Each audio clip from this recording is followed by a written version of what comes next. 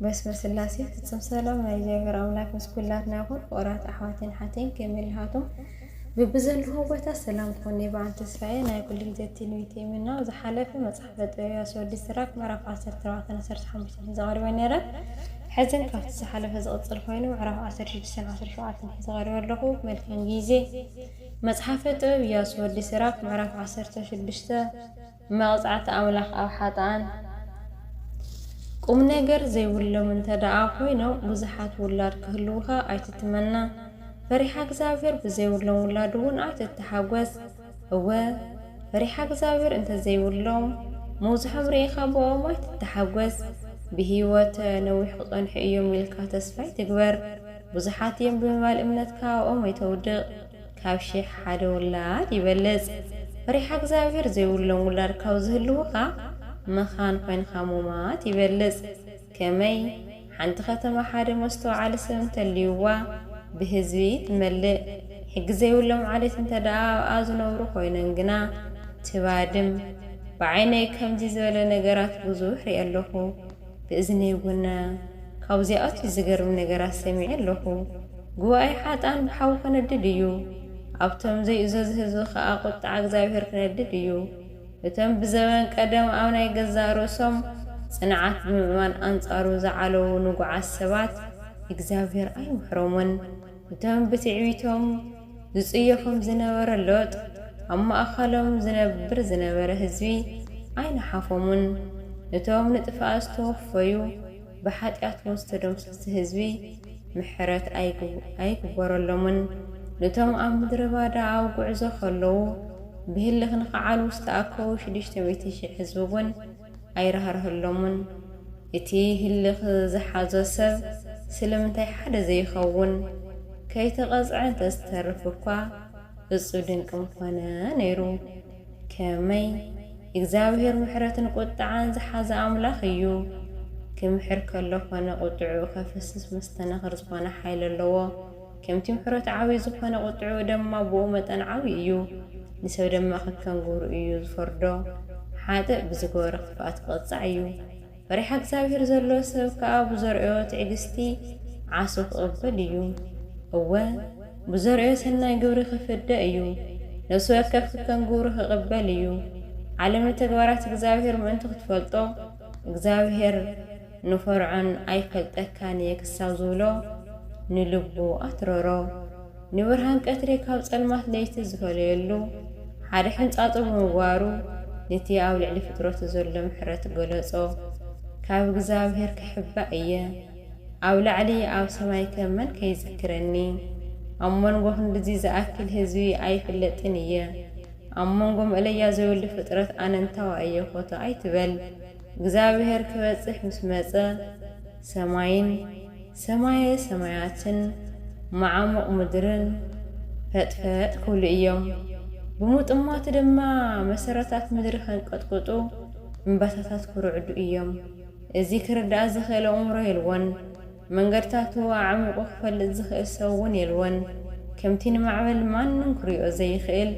كومو خاتق ورات غزاوهر موزحتي يحو ايو فتحين زمولو تغورات من كزرزري خيل نتي جنا دونغيو مسزلون تسفتاتخا من كصبويا يخيل كم زيلو زحسب اتي مستعل زغودلو بعشنته ونجا من قد زحات سترأيو طبب املاح اب فطرت مصحف زفطرت معرف حدا كفقد حدا صافلته ودي سمعني فلطت تدلب تطنقق كدمانا قالاتي ادهب ميزان زحلو تمرت خبك ايه تخكل زخانه فلطت دما كوجيه እግዚአብሔር መጀመር ታዕየ ፍጥሮት ገበረ ንኩሉ ደማን ናይ ገዛ ሩስ ቦታ ሃዎ ንኩሉ ተግባር ድማ ብናይ ዘለዓለማው ስርዓት ሰርዖ ግዛአቶም ንውልድ ወለዶ ከም ዝጸንሕ ገበሮ ዘይጦምን ዘይደኽሙን ገበሮም ደማን ዘለዓለም ዘይቋርጽን ገበሮም ካብቲ ስሩዕ መንገዶም ወፂኦም ንሕድሕዶም ኣይዳኻፉን እዮም ካብቲ ዛቶም ምን አይወሉን እግዚአብሔር ነዚህ ሁሉ ምስ ገበረ ናብ ምድሪ ተመልከተ ብጽቡቕ ነገራት ድማ መልአ እወ ምስ ሞቱ ናብ መሬት ብዝምለሱ ሕያዋን ፍጥረታት መልአ ምዕራፍ 17 ብድሕሪዚ እግዚአብሔር ንሰብ ካብ ሓመድ ፈጠሮ ናብ ሓመድ ድማ ከም ዝምለስ ገበሮ ኣብ ምድሪ ውስን ግዜ ጥራይ ክነብሩ ሃቦም ኣብ ልዕሊ ምድርያዊ ዘሎ ኩሉ ነገር ግና ስልጣን ሃቦም ብኣርኣዩ ፈጠሮም ናቱ ሓይሊ ድማ ሃቦም ኩሎም ካልኦት ፍጥረታት ከም ዝፈርሕዎን ገበረ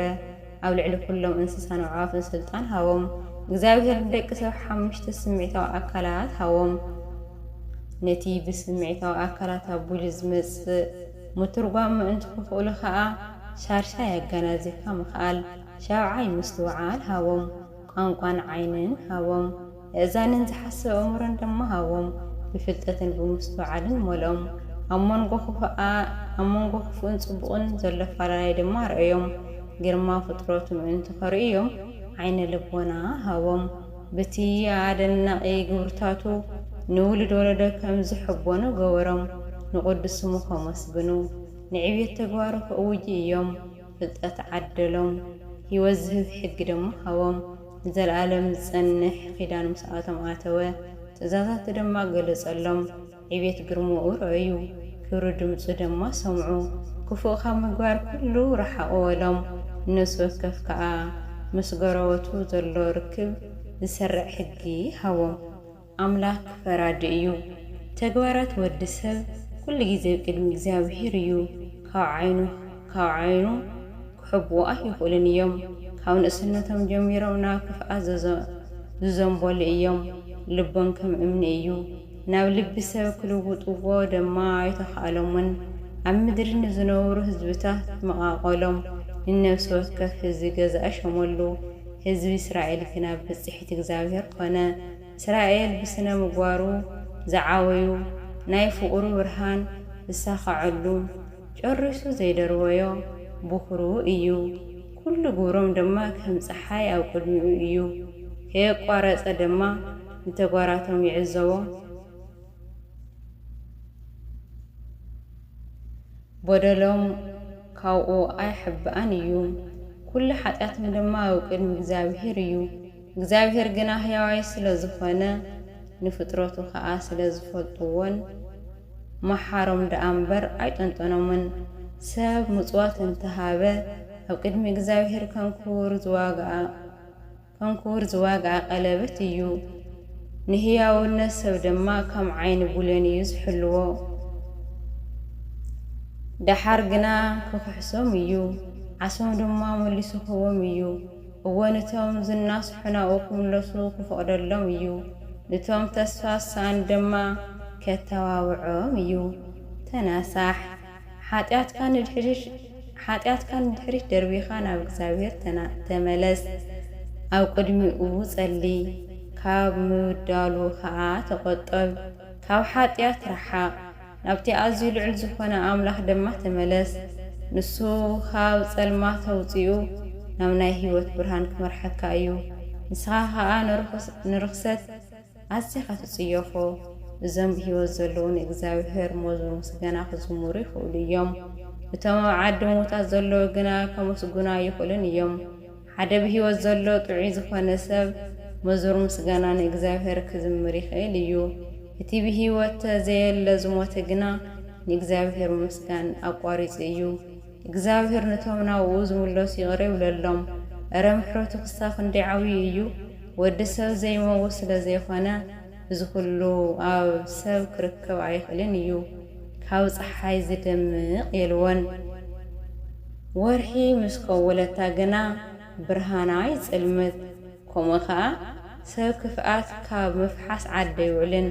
እግዚአብሔር ነቶም ኣብ ላዕላይ ሰማይ ዘለዉ ሰራዊት ከዋክብቲ ክርኢ ይኽእል እዩ ወዲ ሰብ ግና ሓመድን ሓሙሽትን እዩ ይትወደስ ቃሉ ስለ ቃሉ